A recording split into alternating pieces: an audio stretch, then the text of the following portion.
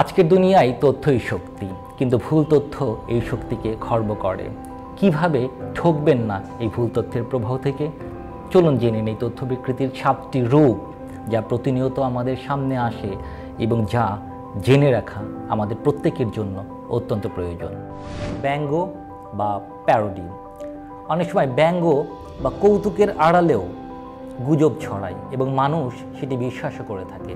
উদাহরণস্বরূপ বলা যায় যে নানা রকম মিম আমাদের কাছে বিশ্বাসযোগ্য হয়ে ওঠে এবং মানুষ সোশ্যাল মিডিয়াতে সেটা শেয়ারও করে থাকে।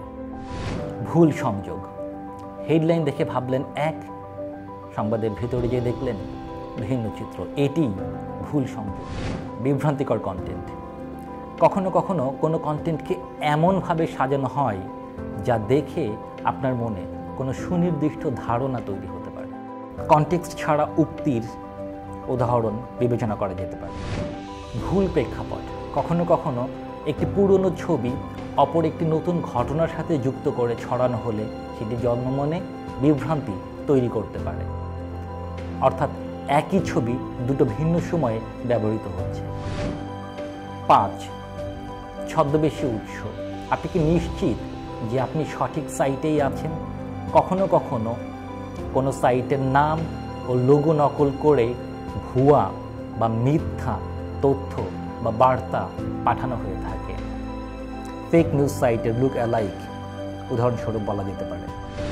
এডিট করা কন্টেন্ট। কখনো কখনো কোনো ছবি বা ভিডিওকে এডিট করে এমনভাবে উপস্থাপন করা হয় যা দেখে মনে হয় সত্যি, কিন্তু তা একেবারেই বিপরীত বা ভিন্ন অর্থ বহন করে।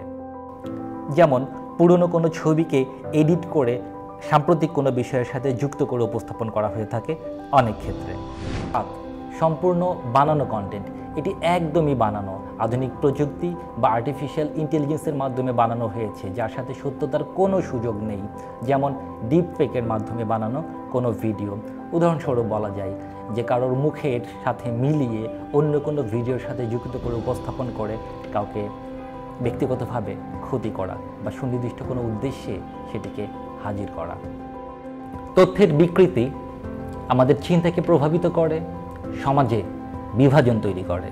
তাই প্রশ্ন করুন, যাচাই করুন এবং নিজে থেকেই সচেতন হন। ধন্যবাদ।